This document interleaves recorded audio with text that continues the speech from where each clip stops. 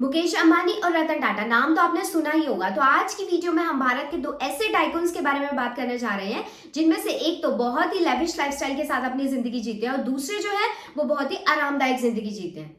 तो अगर एक तरफ हम मुकेश अंबानी जी को रखें और दूसरी तरफ रतन टाटा जी को रखें तो मुकेश अंबानी 6 कंपनीज के मालिक हैं, तो दूसरी तरफ रतन टाटा जी 100 से भी ज्यादा कंपनीज के मालिक हैं। लेकिन जब भी अमीर लोगों की लिस्ट आती है तो उसमें मुकेश अंबानी जी का नाम सबसे टॉप पर आता है with the net worth of $160 billion. उन्हें एशिया का रिचेस्ट पर्सन कहा जाता है। और दूसरी तरफ रतन टाटा जी जो 100 से भी ज्यादा कंपनीज के मालिक हैं, उनका नाम कहां पर आता है? तो असलियत में एशिया का रिचेस्ट पर्सन है कौन? Dream big. Align your passion and purpose in life with a goal. The greatest pleasure I've had is trying to do something that everybody says could not be done. तो आइए देखते हैं, इस video में हम बात करते हैं मुकेश अंबानी की और रतन टाटा जी की। बात की शुरुआत करते हैं मुकेश अंबानी जी से।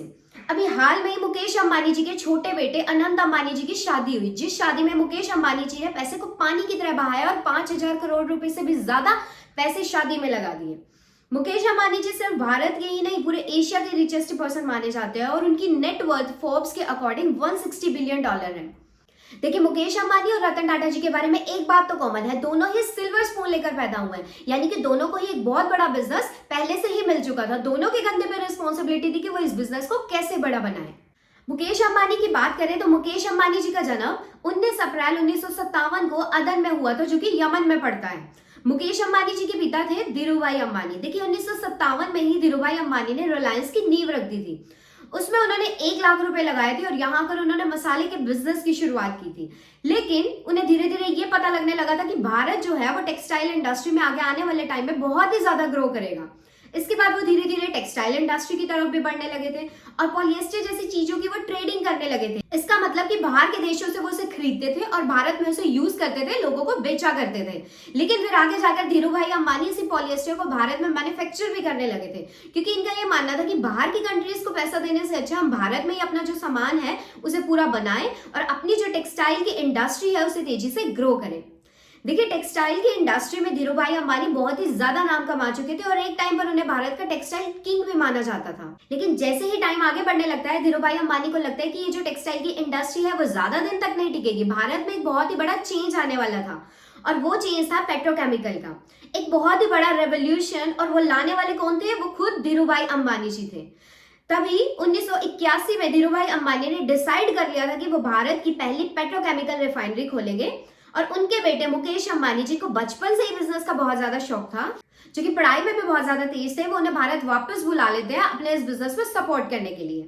अब उन्होंने इंजीनियरिंग कर रखी थी केमिकल में, इसका मतलब उनको ये बिजनेस देना, पेट्रोकेमिकल का बिजनेस देना एक सेंस बनता था। मुकेश अंबानी इसके बाद 1981 से ही पेट्रोकेमिकल के इस बिजनेस को पूरा का पूरा संभाल लेते हैं और उसे आगे बढ़ाने में धीरूभाई अंबानी की मदद करते हैं। इसके कुछ ही साल बाद अनिल अंबानी भी अपने पिताजी धीरूभाई अंबानी के साथ बिजनेस में जुड़ जाते हैं और वो भी अपने पिताजी के इस बिजनेस को आगे बढ़ाते हैं। लेकिन फिर 2002 का समय आता है जब धीरूभाई अंबानी जी की डेथ हो जाती है और इसके बाद अनिल अंबानी और मुकेश अंबानी के बीच में रिलायंस का जो पूरा एम्पायर है वो डिवाइड हो जाता है। इसके बाद 2005 में कोकिलाबेन अंबानी, जो कि धीरूभाई अंबानी जी की पत्नी थी और मुकेश अंबानी और अनिल अंबानी जी की माता जी थी, वो क्या करती है, वो रिलायंस के पूरे एम्पायर को मुकेश अंबानी जी और अनिल अंबानी जी में डिवाइड कर देती है, जिससे जो सारी पुरानी कंपनीज होती हैं वो मिलती है मुकेश अंबानी जी को और जितने भी फ्यूचरिस्टिक कंपनी होती है वो सारी की सारी मिलती है अनिल अंबानी को।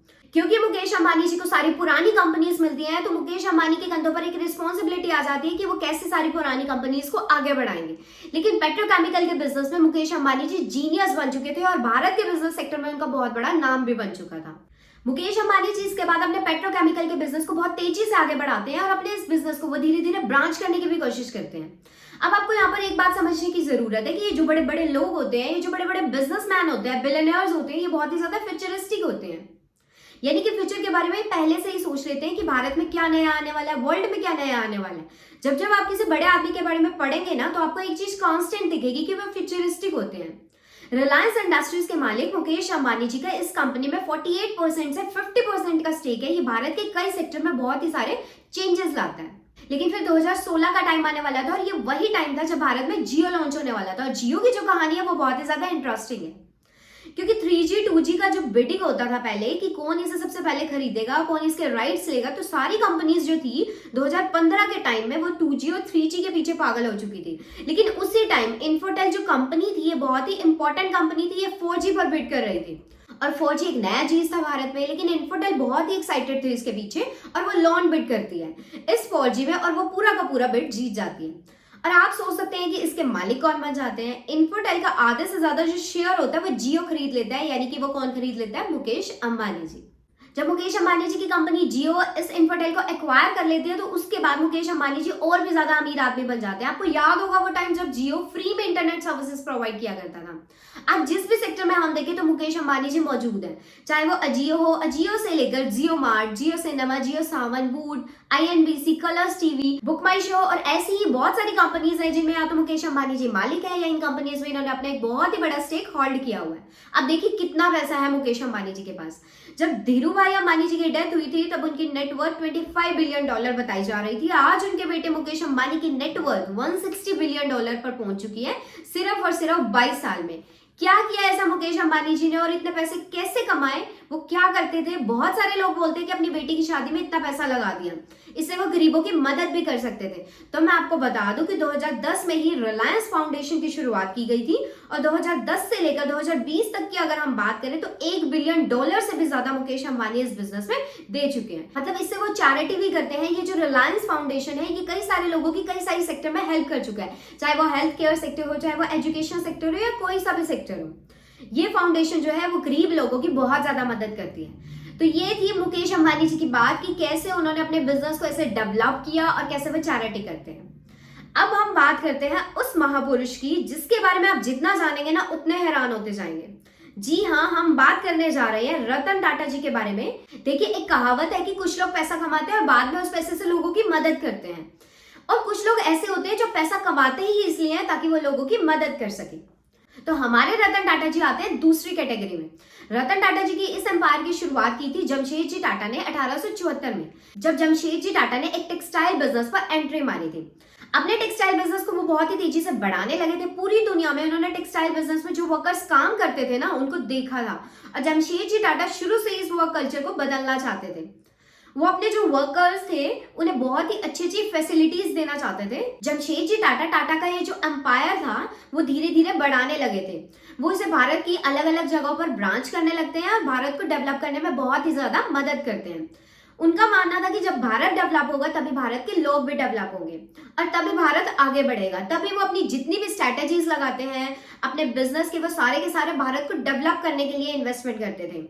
भारत के बैकबोन को स्ट्रॉन्ग करने में जमशेदजी टाटा का एक बहुत बड़ा योगदान रहा है। इसी विजन को लेकर जमशेदजी टाटा को पता चला था कि जिस भी कंट्री में स्टील प्लांट नहीं होता है वो कंट्री कभी पैसा नहीं कमा सकती। तो इसी वजह से जमशेदजी टाटा ने भारत में एक स्टील प्लांट लगाने की शुरुआत की। और आपको याद होगा वो टाइम था अंग्रेजों का, तो यहाँ पर अंग्रेज जमशेदजी टाटा के ऊपर हंसते हैं कि कैसे शुरू करोगे तुम बिजनेस, कैसे इस प्लांट को लगाओगे। और जमशेदजी टाटा स्टील प्लांट को स्टार्ट करके दिखाते हैं। और जब फर्स्ट वर्ल्ड वॉर होता है तब स्टील का जितना भी काम होता है, जो भी टैंक्स बनते हैं, वेपन्स बनते हैं, वो सारे के सारे भारत से जाते हैं, वो जाते हैं जमशेदजी टाटा की फैक्ट्री से।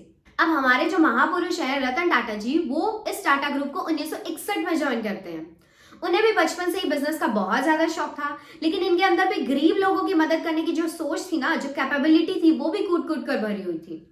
और ये सोच आज से नहीं, जमशेदजी टाटा के टाइम से ही चलती आ रही है। रतन टाटा को जब टाटा की ये कंपनी सौंपी गई थी तो टाटा के पास उस टाइम 100 से भी ज्यादा कंपनीज थी। मैंने आपको पहले भी बताया कि मुकेश अंबानी जी सिर्फ 6 कंपनीज के मालिक थे और रतन टाटा जी 100 से भी ज्यादा कंपनीज के मालिक थे।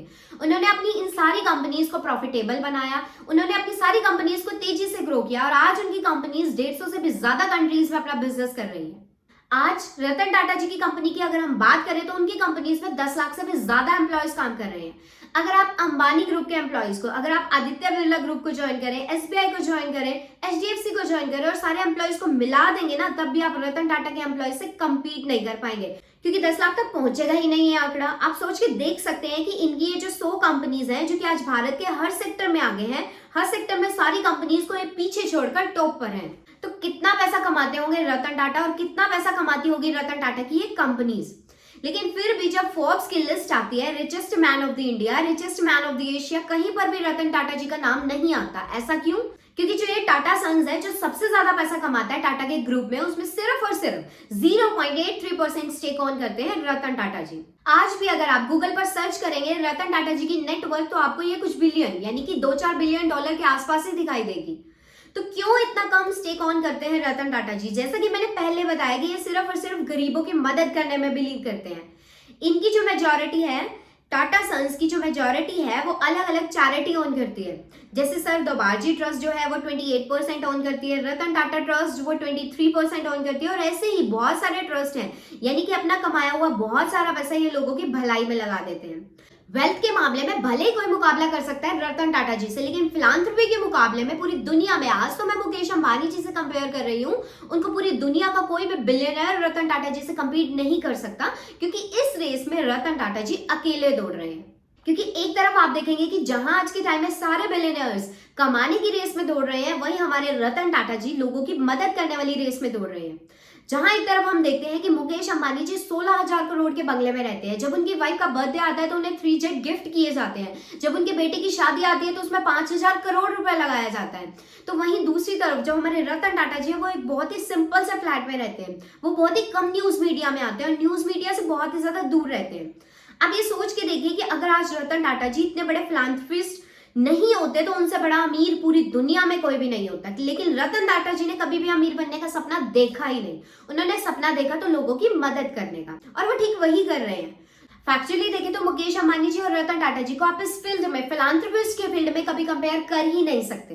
तो इस वीडियो से आपको ये जानकारी तो मिल ही गई होगी कि रिच एक्चुअली में है कौन, और क्या सिर्फ पैसे से ही आदमी अमीर बनता है, या फिर लोगों की भलाई करके, या फिर लोगों का दिल जीत कर भी बड़ा बना जा सकता है। तो कमेंट सेक्शन में जरूर बताइए। और आज की आपको मेरी ये वीडियो कैसी लगी है वो भी जरूर बताइएगा। वीडियो को लाइक और चैनल को सब्सक्राइब जरूर कर दीजिएगा, ताकि आगे आने वाली हर वीडियो का नोटिफिकेशन आपको मिलता रहे। So thank you guys.